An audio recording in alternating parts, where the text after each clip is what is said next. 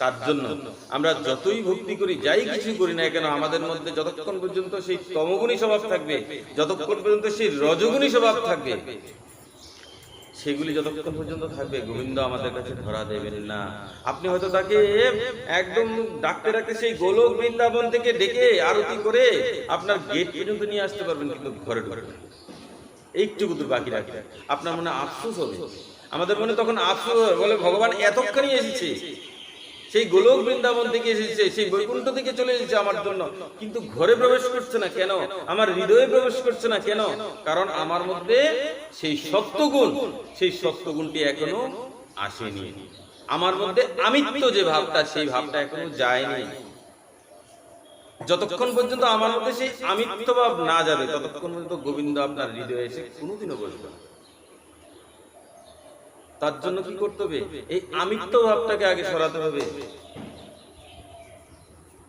আমিত্ব ভাবটাকে যখন আমরা সরিয়ে ফেলবো না, তখন দেখবেন ভগবান আপনার হৃদয়ে এসে অবশ্যই বসবেন। আপনি ব্যবহার করে দেখুন, নিজের জীবনের মধ্যে সেটাকে অ্যাপ্লাই করুন। খালি শ্রবণ করলেই হবে না, এটাকে অ্যাপ্লাইও করতে হবে। যখন সেই উপদেশটা আমরা নিজেদের জীবনে ধারণ করব, আপনি নিজেই তখন বুঝতে পারবেন যে না, হ্যাঁ, এখন থেকে আমি সর্বপ্রতি শুধু গোবিন্দকেই দর্শন করব। সবকিছুর মধ্যে আপনি শুধু ভগবানকে দর্শন করতে থাকবেন। তখন যতক্ষণ পর্যন্ত সেই সত্যগুণে না আসবে, ততক্ষণ পর্যন্ত জীবের দ্বারা অসংখ্য পাপ হতে থাকে, অসংখ্য পাপ।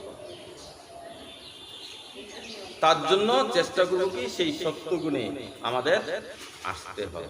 এই জন্যই মানুষ বৈষ্ণব হতে চায় না। কেন? কারণ বৈষ্ণব হতে গেলে অনেক নিয়ম শৃঙ্খলায় তোমায় থাকতে হবে।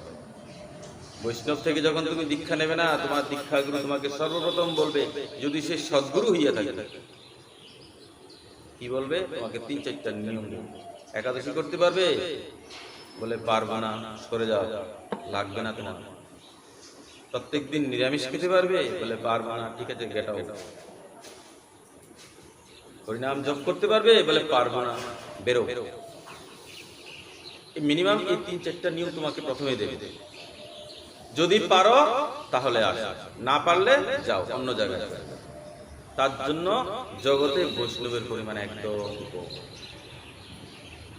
প্রত্যেকদিন তিলক করতে হবে। যদি পারো তাহলেই আসো, না হলে মা ভাবছে যে ঘরের ননির মধ্যে হয়তো সেই স্বাদ নেই, তাই বাচ্চা কি করে অন্যদের ঘরে চলে যায় ননি খাওয়ার জন্য, চুরি করে ননি খায়। তাই মা যশোমতী আজ বিচার করলেন যে নিজের হাতেই ননি তৈরি করবে, মানে মাখন তৈরি করবে।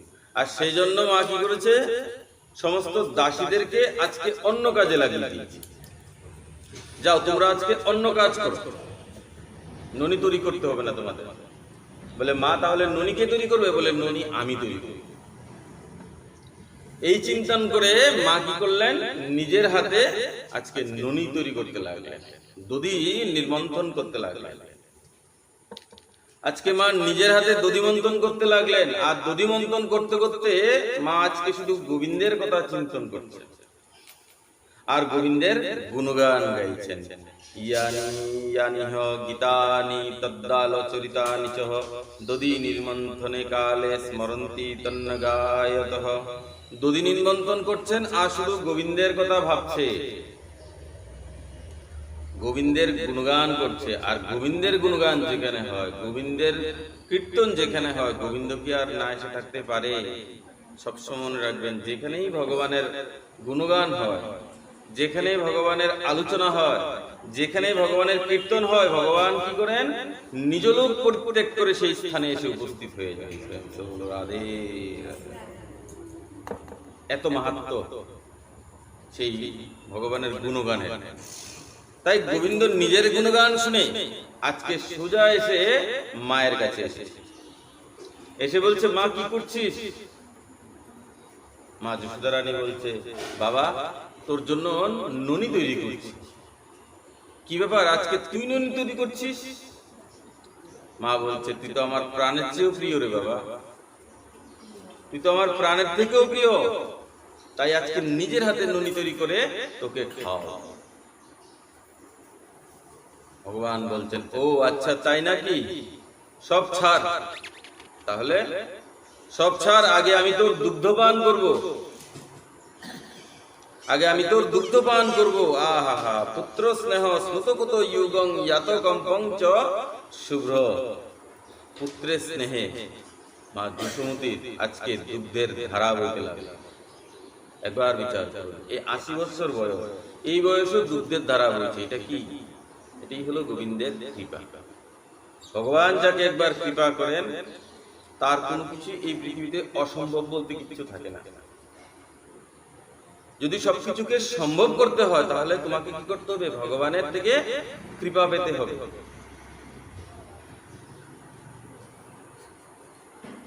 তাই ভগবান দুগ্ধ পান করা আরম্ভ করলেন। আর ওইদিকে উনুনের মধ্যে যে দুগ্ধ গরম চলছিল না, সেই গরম দুধ আস্তে আস্তে গরম হচ্ছে। আর যে মা যশোমতী ভগবানকে কুলে নিয়ে সেই দুগ্ধ পান করানো শুরু করেছেন, এর আগেই মা কি করেছে?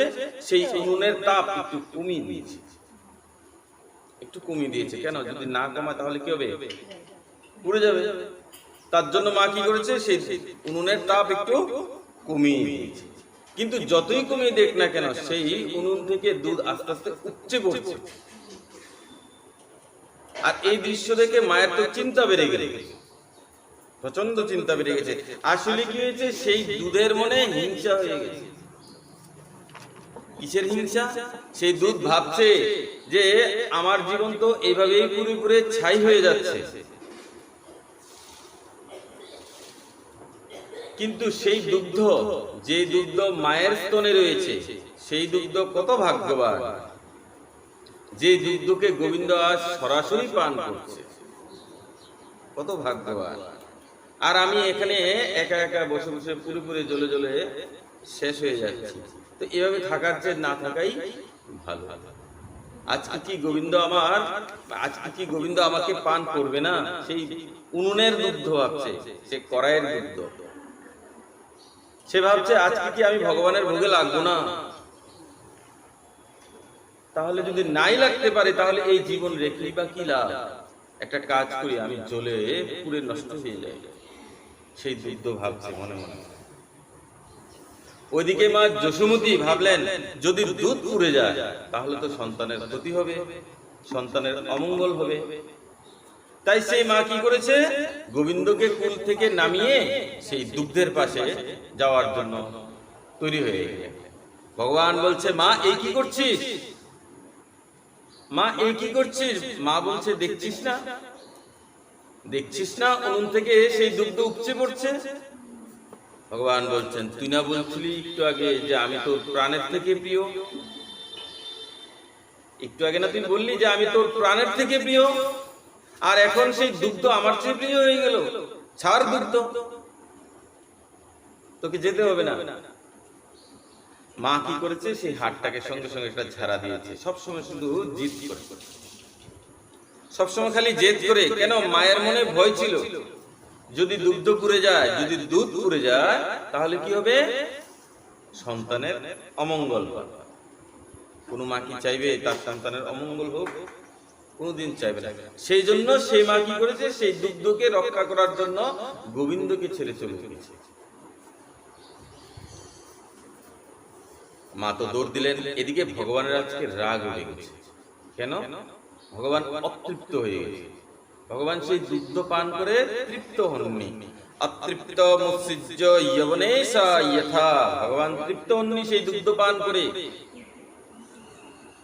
কোন বাচ্চাকে যদি দুধ পান করানো হয় আর হঠাৎ করে যদি সেই দুধকে বন্ধ করা দেওয়া হয়, তখন কি হবে? রাগ উঠে যায় না? আর রাগ উঠে কি করে? সে কান্না করে। তাই গোবিন্দরাজকে রাগ উঠে গেছে। আর রাগ উঠে কি করছে? সে কান্না করছে জোরে জোরে, রেগে জোরে জোরে নিজের ঠোঁটগুলিকে কামড়াচ্ছে নিজে নিজে। এই দুধের জন্য আজকে আমার স্নেহ কমে গেল। এই দুধের জন্য আজকে মায়ের স্নেহ আমার জন্য কম হয়ে গেল। একটা কাজ করব, এই দুগ্ধ যত আছে না সবকিছুকে ভেঙে একদম চুরমার করে দেব। গোবিন্দ আজকে মনে মনে ভাব, এই দুগ্ধের জন্য মায়ের স্নেহ আমি আজকে পেলাম না। কি করেছে, ঘরের মধ্যে কোণের মধ্যে একটা লাঠি ছিল, আর সেই লাঠি কিনে মারা যত সমস্ত দুধের হাড়ি ছিল, ভাণ্ড ছিল, এক এককে একটার পর একটা সব ভাঙতে শুরু করলো, সবগুলিকে ভেঙে ভেঙে। ওইদিকে হাড়ি ভাঙার শব্দ শুনে মা দৌড়ে চলে এসেছে, আর মা ভাবছে কোথাও বানর টানর ঢুকে এলো নাকি, বৃন্দাবন তো বানর থাকে বেশি, নাকি কোনো বানর ঢুকেছে। এসে তো দেখছে যে এ তো বানর নয়, এ তো মহাবাদর, এ তো মহাবাদর, বানরদেরও রাজা সে। মায়ের আজকে এমন রাগ উঠেছে এই অবস্থা দেখে, মা কি করেছে, একটি ডান্ডা নিয়ে আজকে গোবিন্দকে দৌড়াতে লেগেছে, আজকে দৌড়াতে লেগেছে, দাঁড়া আজকে তোকে আমি দেখাচ্ছি মজা, তুই আমার ঘরের সর্বনাশ করে দিলি। ভগবানকে পেছনে গালি দিতে দিতে মা চলছে, তুই আমার ঘরের সর্বনাশ করে দিলি, আমাদের সেই পুরনো পুরনো হাড়িগুলি, আমাদের সেই পুরনো পুরনো পাত্রগুলি, যেগুলি আমার শাশুড়ি মা আমাকে দিয়েছিল, আর আমি এগুলিকে খুব সুন্দর করে যত্ন করে ঘরের মধ্যে সাজিয়ে রেখেছিলাম, তুই সেই হাড়িগুলিকে ভেঙেছিস, আজকে তোকে দেখাচ্ছি মজা। এই করে মা কি করছে, সেই ডান্ডা নিয়ে গোবিন্দকে দৌড়াচ্ছে। শ্রী সুখদেব প্রভু তখন রাজা পরীক্ষিতকে বলছেন, দেখো পরীক্ষিত, এই হলো ভগবানের লীলা। এই লীলা দেখার জন্য বড় বড় সাধু ঋষি মুনিগণ পর্যন্ত মোহিত হয়ে যায়। কেন? অনন্ত কোটি বিশ্ব ব্রহ্মাণ্ডের নায়ক, যার এইটুকু চোখ রাঙানিতে সমস্ত ত্রিভুবন জ্বলে পুড়ে একদম ছাই হয়ে যায়, সেই ভগবান আজকে মায়ের বেতের ভয়ে দৌড়াচ্ছে। আর এটা কেন হয়েছে? একমাত্র সেই মায়ের মনের ইচ্ছাকে পূরণ করার। মা তো ভক্ত, জগতের জন্য তিনি মা, কিন্তু আসলে তো সে একজন ভক্ত। সে তো চাইছিল যে আমি যেন গোবিন্দকে নিজের সন্তান রূপে পাই, গোবিন্দকে যেন সবসময় লালন পালন করতে পারি। তাই ভগবান আজকে কি করছে, মায়ের সেই স্বপ্নকে পূরণ করেছে, অর্থাৎ সেই ভক্তের মনের যে ইচ্ছা ছিল কোন এক জন্মের, সেই ইচ্ছাকে পূরণ করছে, আর কিছু না। এখন মা যদি হয়ে যায়, তাহলে তো মা কি করবে, সেই সন্তানের উপর সম্পূর্ণ অধিকার থাকে। সময় সেই সন্তানকে কানে ধরে, ডান্ডা দিয়ে দৌড়ায়, কত কিছু হয়, তারপর মা মাই থাকে নাকি? সেই সন্তান হয়তো বড় হওয়ার পর অনেক বড় অফিসার হয়ে যায় বা অনেক বড় পদে চলে যায়, কিন্তু সন্তান তো সন্তানই থাকে। তো মায়ের যে মনে ইচ্ছে যে আমি আমার সন্তানকে লালন করব, পালন করব, শাসন করব, স্নেহ করব, এই সমস্ত কিছু ইচ্ছা পরিপূর্ণ যে একটা কমপ্লিট, এই ব্যাপারটা এই ভক্তের মধ্যে ছিল, সেই যশোদা রানীর মধ্যে ছিল। আর ভগবান সেই যশোদা রানীর সেই মায়ের যে মাতৃ স্নেহ, যে বাৎসল্য প্রেম, সেই বাৎসল্য প্রেমকে একদম সঠিকভাবে সেটাকে পালন করে দিচ্ছে। 4 বছরের ছেলে থেকে আর 80 বছরের মহিলা দৌড়ে ধরতে পারবে? আপনার সামনে যদি একটা 4 বছরের ছেলে দৌড়ায়, আপনি দৌড়ে তাকে ধরতে পারবেন? কোনোদিনও পারবেন না। মা কি করেছে, দৌড়াতে দৌড়াতে না মা পরিশ্রান্ত হয়ে গেছে, অত্যন্ত পরিশ্রান্ত হয়ে গেছে। মায়ের এই পরিশ্রম দেখে ভগবান কি করলেন, নিজেই মায়ের হাতে ধরা দিয়ে দিলেন। দেখবেন, সবসময় একটা কথা মনে রাখবেন, ভগবান তার ভক্তকে ততটুকুই তর্পান যতটুকু তাকে তর্পানো যায়। এর থেকে বেশি যদি তর্পায় না, তাহলে তো তার প্রাণটাই চলে যাবে, নীলাকাল সঙ্গে করবে। যদি সেই ভক্তের মৃত্যুই হয়ে যায়, দেহটাই ছেড়ে চলে যায়, তাহলে সে কাকে ভজন করবে, কার সেবা করবে, কার গুণগান গাইবে? তার জন্য ভক্তকে ভগবান ততটুকুই কষ্ট দিয়ে থাকেন যতটুকু সে সহ্য করতে পারে, এর বেশি দেন না। নিজের হাতে, মায়ের হাতে তিনি ধরা দিয়ে দিলেন। আর মা এবার রেগে কি করলেন, গোবিন্দকে একটি কুলুকলের সঙ্গে বাঁধতে চেষ্টার মতো। দাসীদের বললেন, দাসী যাও তোমরা রুশ নিয়ে আসো, আজকে একে সঠিকভাবে বাঁধবো, আজকে একে কি করবো, ঠিক করবো, বাঁধবো। আর বেদের মধ্যে কি করবো, একে বেঁধে, আর তাকে বেঁধে রৌদ্রের মধ্যে দাঁড় করাবো কিছুক্ষণের জন্য। কেন? কারণ বকাঝকা করেননি কেন? কারণ বকাঝকা করলে কি হবে, গোবিন্দ হয়তো রেগে হয়তো কোথাও না কোথাও চলে যাবে, সারাদিন আর বাড়িতে আসবে না, কোথায় না কোথায় বনে জঙ্গলে যাবে, খাওয়া দাওয়া হবে না। এইটুকু শিশু কি খেয়ে থাকবে সারাদিন? রাগ হয়ে যদি বনে চলে যায়, অনেক দূরে চলে যায়, তার জন্য মা কি করেছে, যাতে রাগ না হয় তার জন্য বকাঝকা করেনি, বলে তোকে বেঁধে রাখবে, বেঁধে রাখলে তুই আর যেতে পারবি না। আর সেই উলুকলকেও বেঁধেছে কেন? কারণ সেই উলুকল কি করতো, ভগবানের প্রত্যেকটা লীলা সাক্ষী ছিল, সে দেখতো দাঁড়িয়ে দাঁড়িয়ে, কিন্তু কখনো ভগবানকে আটকায় না, বলে তুমি এটা করো না, মা রেখে যাবে। তার জন্য সেই উলুকলকে বেঁধেছে। সেই উলুকলের উপরও মার ছিল, একটা রাগ ছিল। তুই সবসময় দেখিস গোবিন্দ দুষ্টামি করছে, তারপর তুই একটু আমাকে সাহায্য করিস না, তার জন্য ভগবানকেও বাঁধবে আর সেই উলুকলকেও বাঁধবে। মায়ের এরকম জ্ঞান হয়ে যায়। তো মা কি করলেন, এবার গোবিন্দকে বাঁধার জন্য তৈরি হলেন, আর দাসীদের বললেন যাও রশি নিয়ে আসো। দাসীরা তো একটার পর একটা রশি আনছে, কিন্তু সেই রশি দিয়ে যখন ভগবানকে বাঁধতে যাচ্ছে না, প্রত্যেকবার শুধু 2 আঙ্গুলের কম হয়ে যায়। যতবার বাঁধছে ততবার খালি 2 আঙ্গুল কম হয়ে যাচ্ছে। তদপি তদঙ্গুলং নং ইয়দ ইয়দাত বন্ধনম, 2 আঙ্গুল বারবার ছোট হয়ে যায়। আবার দড়িয়ানা, আবার দড়িয়ানাচ্ছে, আবার বাঁধতে যাচ্ছে, আবার সেই ছোট হয়ে যাচ্ছে। কেন বারবার দুনিয়া যাচ্ছে? মা দেখছে যে বারবার দড়ি দিয়ে বাঁধার চেষ্টা করছি, তারপরও ছোট হয়ে যায়। সমস্ত দাসীরা, সমস্ত গ্রামের যে গোপীরা ছিল, তারা দাঁড়িয়ে দাঁড়িয়ে সব দেখছে। মায়ের তো একটু অপমানের তো ব্যাপার আছে, বারবার চেষ্টা করছি, বাঁধতে পারছি না, একটা প্রেস্টিজেরও ব্যাপার এসে গেছে, একটু জেদও এসে গেছে। মা বলছে না, আজকে সন্ধ্যা হলো তাকে আমি পেয়ে যাবো। এটা হলো কি স্বভাব? এটা হলো রজগুণী স্বভাব। ভগবান তখনও ধরা দিচ্ছে না, কেন? কারণ সে তোমার মধ্যে রজগুণী স্বভাব রয়ে গেছে, আর যে তমগুণী স্বভাব, এই 2টা গুণ ছিল মায়ের মধ্যে, তার জন্য ভগবান ধরা দিচ্ছে না। আশপাশের লোকেরা বলছে, যশোদা রানী তোর গোপাল দেখ, তোর গোপালের মনে কপালটাই খারাপ, রাগাচ্ছে। আর যখন মানুষ একটু দুঃখে থাকে না, তখন পাশের লোকজন কি করে, আর একটু বেশি করে ঘাই মাই, হ্যাঁ উস্কানি দেয়, যাতে দুঃখটা একটু বেড়ে যায়, তাতে আনন্দ পায়। আর আমরা বুকার মতো কি করি, তাদেরকে সেই দুঃখের কথা বলতে যাই, কোনোদিনও বলতে নেই। কেন? তারা হয়তো আপনার কাছে একটু সহানুভূতি দিয়ে আপনার থেকে সে আসল কথাটা নিয়ে নেবে, তারপর কি করবে, সেই কথাটা সে বাজারে গিয়ে বিক্রি করবে, আর 10 জনকে বলবে, আর সেই 10 জন আরো 100 জনকে বলবে।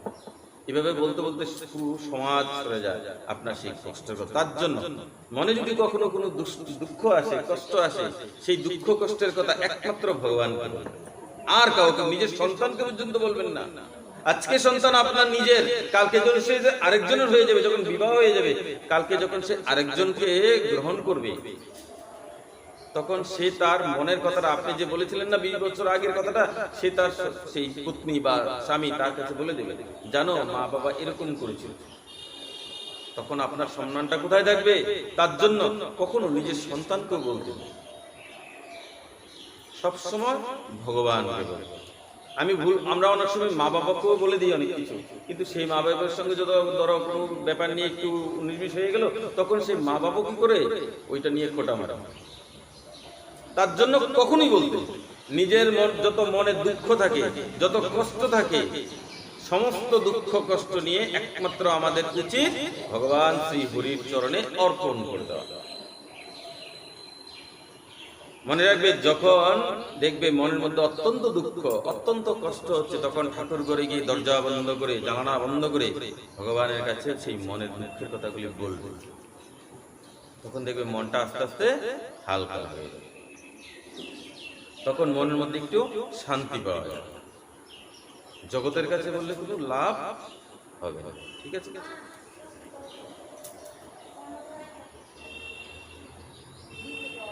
মা তো দেখছে যে কোনোভাবেই পারছে না, আর এভাবে করতে করতে মায়ের সেই তমগুণ আর সেই রজগুণ আস্তে আস্তে নিস্তেজ হতে লাগলো। একটা সময় মা ক্লান্ত হয়ে গেছে। ক্লান্ত হয়ে মা কি বলছে, তুই কিরকম রে, তোকে যতবার বাঁধতে যায় ততবার শুধু সেই রশি কমে যায়, আমি তো আর পারছি না, আমি হেরে গেলাম, আমি তো হেরে গেলাম, আমি তোর সঙ্গে আর পারছি না। যখনই মা বলেছে আমি হেরে গেছি, আমি ক্লান্ত হয়ে গেছি, আমি আর পারছি না, অর্থাৎ কি, সেই সপ্তগুণ এবার জাগ্রত হয়েছে, সে তমগুণ আর রজগুণ চলে গেছে, একদম সম্পূর্ণ ধুয়ে মুছে সাফ হয়ে গেছে।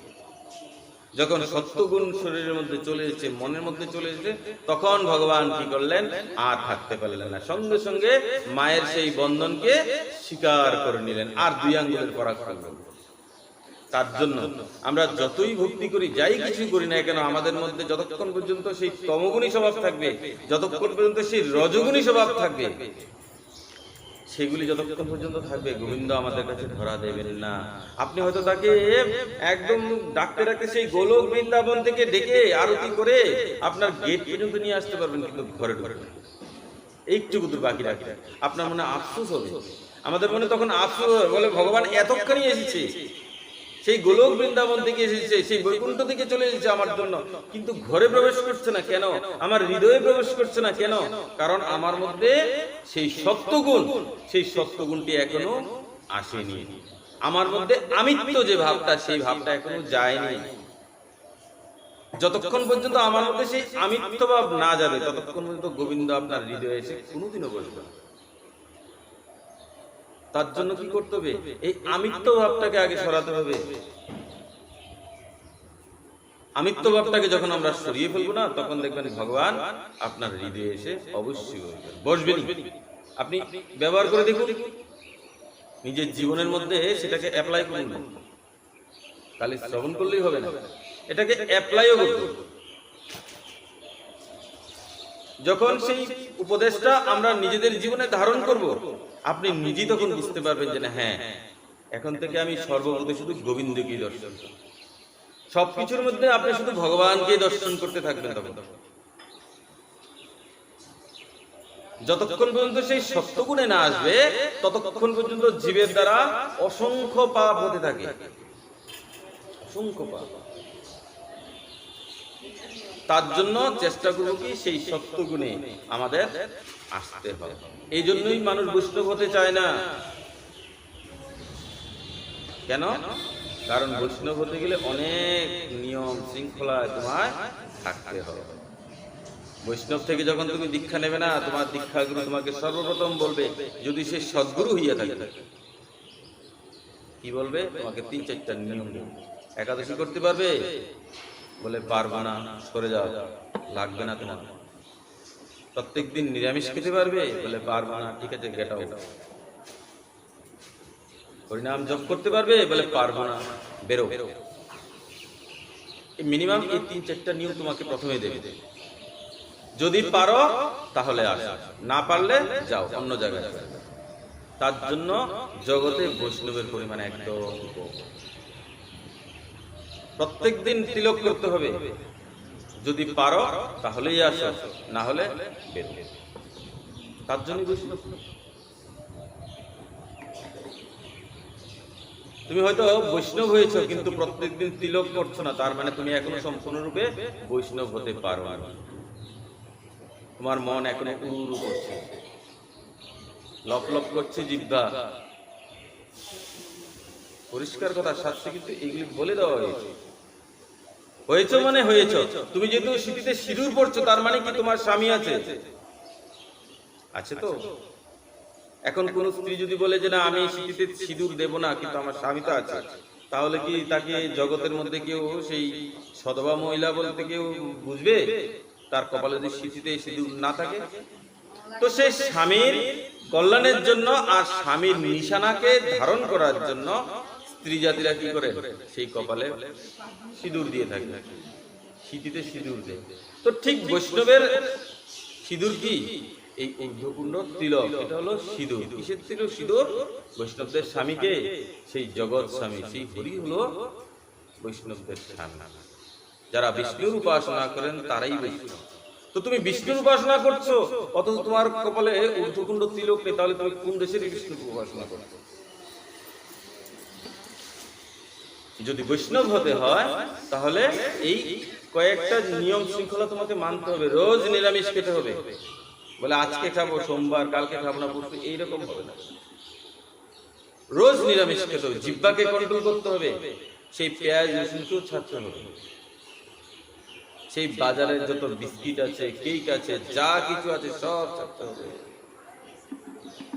সব ছাড়তে হবে। পেঁয়াজ রসুনের যে ব্যাপারটা, এগুলো কিন্তু আমি দুই রকমের আছে। একটা শাস্ত্রের মধ্যে লেখা আছে এইগুলি নাকি অসুরের মলমূত্র, ঠিক আছে। আলাদা দিক দিয়ে যদি আমরা চিন্তা করতে যাই, অন্য দিক দিয়ে আরো সহজ করে, তাহলে দেখুন এই মাটিতে আলু তৈরি হয়, এই মাটিতে বিভিন্ন সবজি তৈরি হয়, তাহলে এই মাটিতেই পেঁয়াজ রসুন তৈরি হচ্ছে। তাহলে এগুলি খেলে কি হয়? এইগুলি হলো তমোগুণী খাদ্য। কেন? আপনি একটা আলু খান, একটা আলু খেয়ে আমার সামনে আসুন, আপনার মুখ থেকে কোনো দুর্গন্ধ বেরোবে না। কিন্তু একটা পেঁয়াজ খেয়ে আসুন, আপনার মুখের থেকে দুর্গন্ধ অনেকটা দূর পর্যন্ত যাবে। এইগুলি ভাব দুষ্ট। এগুলি কি হয়? আপনার যে মনের যে ভাবটাকে দূষিত করে। এই পেঁয়াজ রসুন খেলে কি হয়? আস্তে আস্তে শরীরের মধ্যে উত্তেজনা বাড়ে। তার জন্য বয়স্ক মাতাজিরা যারা কৃষ্ণভক্ত হয়নি, তারাও সেই পেঁয়াজ রসুনকে আস্তে আস্তে ছেড়ে দেয়। কারণ সেই শরীরের মধ্যে যে তমগুণটা, সেটাকে বাড়ায় এই পেঁয়াজ রসুন। বগলের তলে টুকরা রসুন রেখে দিন, দেখবেন জ্বর উঠবে। এগুলি কিন্তু আবার মেডিসিনেরও কাজ করে। বাতের ওষুধ, এই বাতের ওষুধের মধ্যে রসুন দিতে লাগে, রসুন ছাড়া বাতের ওষুধ হয় না। তো এই যে পেঁয়াজ রসুন যেটাকে বললাম, এটা তমগুণী খাদ্য। আমরা যদি অসুরের মলমূত্র বাদই দিই, বলে না এগুলি ছাড়ো, তাহলে ঠিক আছে, এগুলি তো তমগুণী খাদ্য, তার জন্য এগুলি পর্যন্ত খেতে নেই। তাহলে কি হবে? তোমার মধ্যে, তুমি তো কৃষ্ণ ভক্তি করছো বৈষ্ণব, কিন্তু তোমার মধ্যে সেই যে বিরক্তিটা, যে রাগটা, এটা সবসময় থাকবে। কেন? কারণ তুমি তমগুণী খাদ্য গ্রহণ করছো। বলে কোন দেশের তমগুণী? যদি সাহস থাকে যাও ভগবানকে ভোগ লাগাও। পারবে? তখন তো পারবে না। তখন যদি না পারো, তাহলে নিজের জীবনের মধ্যে সেটা গ্রহণ করতে নেই। সবসময় কথাটা আমাদের মনে রাখতে হবে। যদি বৈষ্ণব হতে হয়, তাহলে এই নিয়মগুলি অবশ্যই পালন করতে হবে। তুমি অন্য ধর্মে যাও, অন্য সম্প্রদায়ে যাও, এখানে এই সমস্ত কোনো নিয়ম রাধে, তার জন্য সেখানে অনেক দিক থাকে, এখানে কম। তো কি হয়েছে? ভগবানকে মা উলুকলের সঙ্গে বাঁধতে লাগলেন আর বেঁধেই ফেললেন। আর বেঁধে কি করেছে? মা নিজের কাজকর্ম, নিজের যে প্রত্যেক দিনে যে কাজকর্ম থাকে না, সেই কাজকর্ম করার জন্য মা কি করছেন? ঘরে চলে গেছেন। এদিকে কি হয়েছে? বাড়ির উঠোনের মধ্যে দুটি বৃক্ষ ছিল, তারা হলো অর্জুন গাছ। ভগবান কি করছে? সেই অর্জুন গাছের দিকে নিজের দৃষ্টি নিক্ষেপ করেছে, তাদের কৃপা করার জন্য। ভগবান কি করলেন? সেই উলুকলকে সেই দুটি বৃক্ষের মাঝখানে নিয়ে রাখলেন, আর নিজের কোমরের বাঁধা যে সেই রশি, সেই রশি দিয়ে উলুকলকে এবার টানতে লেগেছে। আর যেই না টান দিয়েছে, ভগবান যাকে টানে তার কাছে কি কোনো কিছু থাকে? সেই উলুকল যে টান শুরু করলো না, সঙ্গে সঙ্গে সেই দুটি বৃক্ষ হ্রাম করে মাটিতে গিয়ে পড়লো। হ্রাম করে মাটিতে গিয়ে পড়লো। সঙ্গে সঙ্গে সেই বৃক্ষ থেকে দুটি দেবতা সেখানে প্রকট হয়ে এলেন, আর এসে ভগবানের দিব্যস্তুতি করতে লাগলেন। তারা কে? এটা তো জানতে হবে। তারা হলো সেই কুবেরের পুত্র। একজনের নাম জমালর্জুন, আর একজনের নাম নলকুবের। এই নলকুবের আর জমালর্জুন, তারা দুই ভাই। তারা হলো যক্ষরাজ কুবেরের পুত্র। কি হয়েছে? প্রচুর ধনসম্পত্তি মদমত্ত হয়ে তারা কি করলো? দুজন নারীকে সঙ্গে নিয়ে কোনো এক জায়গাতে, একটি নদীতে, তারা সেই নারীদের সঙ্গে উলঙ্গ হয়ে জলক্রিয়ায় ব্যস্ত ছিল, আনন্দ করছিল। আর ঠিক এমন সময় দেবর্ষী নারদ সেই স্থান দিয়ে যাচ্ছিলেন। দেবর্ষী নারদ যখন সেই স্থান দিয়ে যাচ্ছে, তো দেবর্ষী নারদকে দেখা মাত্র সেই নারীগণ সেই নদী থেকে উঠে সঙ্গে সঙ্গে নিজেদের বস্ত্র পরা করতে লাগলেন, আর মাথার নিচু করে দেবর্ষী নারদকে সম্মান জানালেন। ভুল হয়েছে, অপরাধ হয়েছে। কিন্তু সেই যে দুই পুত্র, তারা ধনসম্পদে মদমত্ত হয়ে আর মদ মানে সেই মাদক দ্রব্য পান করার ফলে তাদের বুদ্ধি কি হয়েছে? ভ্রষ্ট হয়ে গেছে। আর ভ্রষ্ট হওয়াতে আর ধন সম্পদের ঐশ্বর্যের কারণে তারা সেই দেবর্ষীকে সেখানে আদর করতে পারে, অপমান করে দিয়েছে। পুত্র হওয়া সত্ত্বেও তুমি আমাকে অসম্মান করলে, আর এই নগ্ন হয়ে তোমরা জলের মধ্যে স্নান করছো। বরুণ দেবতার অপমান করেছো, চন্দ্র দেবতার অপমান করেছো, সূর্য দেবতার অপমান করেছো, এখানে উপস্থিত যত সমস্ত বৃক্ষ আছে, গাছপালা আছে, তাদের অপমান করেছো। তার জন্য আমি তোমাদের অভিসম্পাত করলাম, সঙ্গে সঙ্গে অভিশাপ দিয়েছি, আর পায়ে ধরে রেখেছি। প্রভু মাফ করে দিন, ক্ষমা করে দিন। যাও যাও, যখন ভগবান শ্রীকৃষ্ণ দ্রাপরে এই পৃথিবীতে আসবেন, তখন তার হাতে তোমাদের উদ্ধার হবে। আর সেই থেকে সেই দুই পুত্র সেই ভগবানের বাড়ির মধ্যেই, ঘরের মধ্যে, একদম উঠানের মধ্যে সেই দুই পুত্র দুটি অর্জুন গাছ হয়ে জন্মগ্রহণ করল। আর ভগবান কি করেছে? তাদের সেখানে কৃপা করলেন, উদ্ধার করলেন। ভগবান ভাবছে এই শিশি ঋতু সমস্ত অসুরদেরকে উদ্ধার করার জন্য, তা এগুলিকে আর ছেড়ে কি লাভ? তাদেরকে একবার উদ্ধার করে দিই। তার জন্য ভগবান তাদেরকেও কৃপা করলেন। সেই সেই যে দুই পুত্র, তারা কি করেছে? উদ্ধার হয়ে সঙ্গে সঙ্গে সেখান থেকে দুটি দেবতার রূপ ধারণ করেছে। দেবতার রূপ ধারণ করে ভগবানের কাছে হাত জোর করে প্রার্থনা করছে, দিব্য স্তুতি করছে, হে প্রভু, আমরা যেন এই মন দিয়ে সবসময় তোমার চিন্তন করতে পারি, আমরা যেন এই মাথা দিয়ে সবসময় তোমায় প্রণাম করতে পারি, আমরা যেন এই কান দিয়ে সবসময় তোমার লীলা কথা শ্রবণ করতে পারি, আমরা যেন এই হাত দিয়ে সবসময় তোমার মন্দির মার্জনা করতে পারি, আমরা যেন এই পা দিয়ে সবসময় তোমার তীর্থ, তোমার মন্দিরকে পরিক্রমা করতে পারি। এই বলে তারা কি চাইছে? আশীর্বাদ চাইছে। ভগবান বলছেন, তথাস্তু, যাও, তোমাদের মঙ্গল হোক। আর সেই দুই দেবতা সেখান থেকে দিব্য সেই দেবতার সেই স্বরূপ, আগের যে স্বরূপটা ছিল, সেই স্বরূপ প্রাপ্ত হয়ে তারা তাদের নিজ লোকে গমন করবে। এই প্রকার শ্রী সুখদেব প্রভু রাজা পরীক্ষিতকে ভগবানের বিভিন্ন বাল্যলীলাগুলি একটার পর একটা শ্রবণ করিয়েই চলছেন। আর শ্রী সুখদেব প্রভুর কল্যাণে আমরাও এখানে বসে বসে ভগবানের বিভিন্ন লীলা কথাগুলি আমরা শ্রবণ করে